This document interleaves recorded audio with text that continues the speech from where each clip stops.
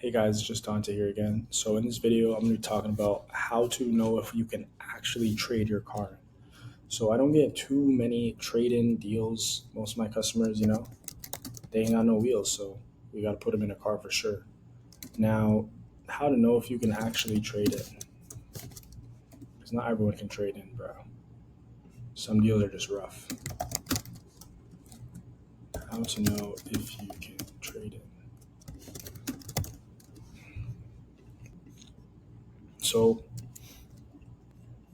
when it comes to trading a car in, now this is specifically with bad credit. If your credit's amazing, honestly, you don't even need to watch this video because any bank will give you whatever unlimited loan amount you need. But if your credit is not the best and you have a car that, let's say, for example, let me actually make this small, a bit smaller. I would say longer than 8 months, at least. Banks, at least the subprime banks, when I try to submit a deal and they see you have an active loan, it shows like on the credit report how long the loan's been open for. So I think for the most part, like the safe spot is like more than 8 months. If they see less than that, at least Eden Park will say, "Oh, the customer is too early to refinance." That's Eden Park. I haven't really sent a lot of deals like that to other banks 'cause I know Eden Park is able to give those higher amounts for bad credit, so you can trade the car in. But overall, like if you're just getting a car like 6 months later and your credit's not the best, and you're trying to trade in, you're gonna have probably a lot of negative equity. And if your credit's not the best, like unless you're going back to the same bank, if they're willing to take you back, like it might not even fit the approval. So ideally, you want to be longer than 8 months. Now, this second point right here is why I try to sell Honda and Toyota and Mazda as much as I possibly can. The car value is not super low. So you guys gotta understand how trade-in works. What we do, especially if it's a finance car, if it's paid in cash, it's blessed. Most people that have nice cash cars, they're still driving them. There's no reason really for to trade them. Finance now is a little bit sticky, but what we do is we look at how much is exactly left on the loan on the finance of your trade-in, and then we do an appraisal on what it's worth, and we subtract the loan amount from how much your car is worth, and that is the negative equity if there is equity. It can be positive, it can be negative, depending on how you paid your loan. It's different for everybody. But I try to sell cars that have still decent resale value so that when it comes to trading in down the road, we're not having as much negative equity. So less negative equity. Because I'll be honest, this is what kills a lot of the trade in deals. People have crazy negative equity with their cars. Yes, we all know a car is a depreciating asset, but some of these cars that people have for the loan amounts they got is like crazy.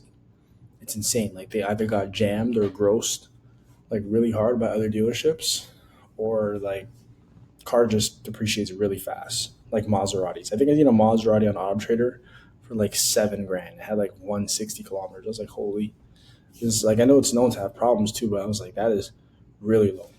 But some cars are just tend to just drop value super low. So you want to have as least negative equity as possible. Now you might be asking, Dante, what is the sweet spot for negative equity to still be able to trade my car in? I'll be honest with you. If we have like, see, that's the thing. We have to do an appraisal first to know how much negative equity there is. But let's say maybe you've been to a dealer, you got an offer for your trade in, whatever the case is.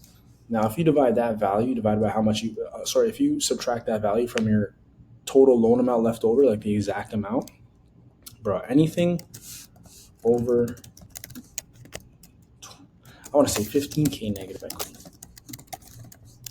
we're cooked. Especially if your credit's not the best. We are cooked, bro. Because you gotta understand, most of these loans, most of these subprime banks, the max loan amounts they'll give, 50, maybe 50,000. If we're lucky and we get Santander, I've seen Santander give up to almost 80K, even subprime, which is crazy. Obviously, you got to have the income to back it up, but like, there's not a lot of banks that are going to be able to fit that much negative equity. Because you got to understand, we got negative equity, and we need to fit the car in, right? Or with a war, and also like a warranty or a gap, whatever. plus tax. So it's like we got to fit in all that stuff, and it's like most of these banks are they're going to give maybe high 30,000s, 40K, high 40s if we're lucky, if the credit's decent enough. So it's like with all that, most times, even 50K, the negative equity is hard to fit in those loans. Like the breakdown with the taxes, the car price, and then on top of that, we need to find a car that's new enough to hold that negative equity. That's what people don't understand about trade-in deals. They think that, okay, I got to trade in, I can trade in for a Honda Civic. Like if you have a lot of negative equity, it's going to be very hard to get a Honda Civic because when I send that to the bank, their black book value is it doesn't work well with cars that have a lot of negative equity. The cars that work well, from my experience, with that have a lot of negative equity, Ford Edge. What else is there? Any of the Kia models. I know people are not really fans of those, but those are the cars that book really well. Kia Seltos, higher trims, Kia Sportage, Kia Sorento, like any sort of Kia with like highest trim, those tend to book really well when it comes to trade-in deals with negative equity. So like those cars, they're not cheap. Like we got to look for a 2021, maybe a 2022. Like those aren't cheap. And then you got to tack that onto the negative equity on that deal too. It's like it's a lot. So you want to ideally aim for even less than 10K. The less negative equity we have, the better, because that's another thing. A lot of these banks, they have a max negative equity cap. Like Lencare, I think is like 3,500. I think Northlake is like maybe 7 grand I don't even remember. But every bank has different like usually it's like less than 10K, all of them, because they know with their loans and their guidelines, it's going to be very challenging to try to fit in a trade in higher than like 3, 4, 5, 6, 7 grand negative equity. It's gonna be super hard. I closed a guy, he only had 4K negative equity. So I don't know if he just paid his loan super well or just got a super good deal. Um, but we're trading his car for a Ford Edge, right? 2022 Ford Edge, highest trim. But he had an Elantra, had about 13K left on it. We gave him 9K for it. It's 4K. You still have a lot of space to work with, right? With 4K negative equity. But if your car, like if you got an offer on your car, like, because looking on Auto Trader, you can't really do your own appraisals because people think with trade ins, oh, they could, my car is on Auto Trader for this. Like, you got to understand how the business works. Like, the dealer has to profit as well. They're not going to sell your trade in they're not going to value your trading at a retail price. Like they need to be able to sell it back to a customer. That's the whole market, right? People don't understand that. Um, but you have to be able to resell the car, which is why when people get their trade-in value, sometimes they're crashing out. But it's like the dealer has to make money. Like for some reason that doesn't register to people. Like you want to go buy cars from dealerships, but they also need to have money to provide cars to you. So that's what I'm saying with trade-ins. Like you gotta ideally see how much your car is worth, then look at how much exactly you owe. But if you're anything over like 10 to 15, bro, like it's chop shit. It's chop shit, bro. I'll be honest. Like especially if the credit's really bad, we might get a 30K loan, 35K loan. It's gonna be super hard to fit 15K in that, and get you into a new car. It's like it's rough, man. So these are like the main things. Like have the car for a bit. Ideally, you want a car brand that doesn't drop too much in resale value. I know most times people come to me for trade-ins. That's never the case because they wouldn't need to trade the car in. I know everyone has different reasons to trade the car in, but like most people that come to me with trade-ins, it's like a Nissan or a Hyundai or whatever, and it's like a car that doesn't have the best value in terms of holding over a long period of time. So that's kind of the only issue. But this is how to know from my experience and just with the clients that I deal with, this is how to know if you can actually trade in your car. Um, it's a harsh reality. That's why I really try to put people in Honda, Toyota, Mazda, like just those name brands that still can hold decent value so that when it comes to wanting to trade in down the line or whatever, it's not like horrible. And I don't really get a lot of people think I get like these huge 50K loans and I'm smashing these customers into these loans, and it's like, bro, that's not even the case. It's literally not even the case at all.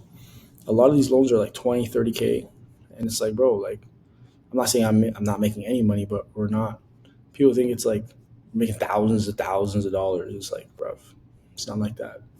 And honestly, like I'm just speaking from just a real salesperson perspective. Like, I could be like that salesperson, but at the end of the day, I want to be in this game for a really long time. And if my reputation is just, this guy just gives really bad deals and the word gets around, like, I'm cooked.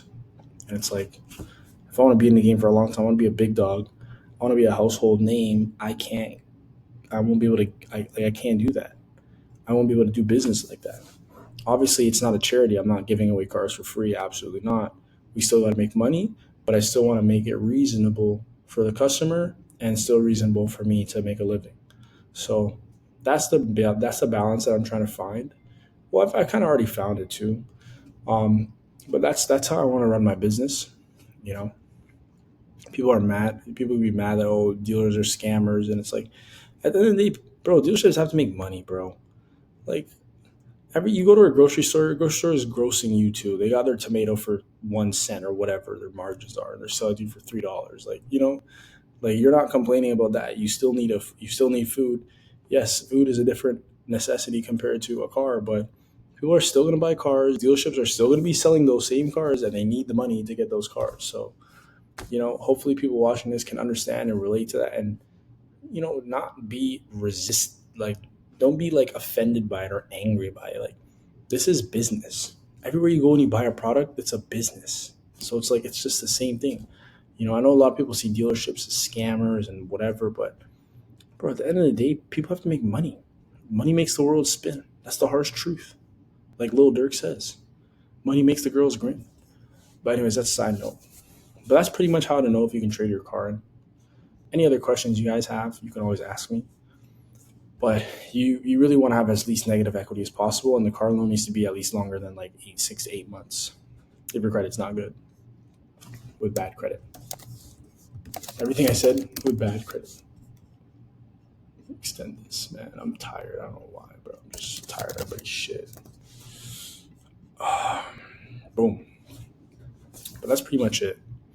Hopefully that opened your guys' eyes. If you guys have car loans currently, like, keep this in mind. Try to see if you can do some due diligence on the value of your car. Maybe look at the market and then get like a professional appraisal done somewhere, if not through me, somewhere else. And then look at how much exactly you owe from your financing company and kind of do some background research before you take that step of trying to get a car again. But hopefully you guys enjoyed that video. Any questions you have, shoot me a DM, book a call. I'll see you in the next one.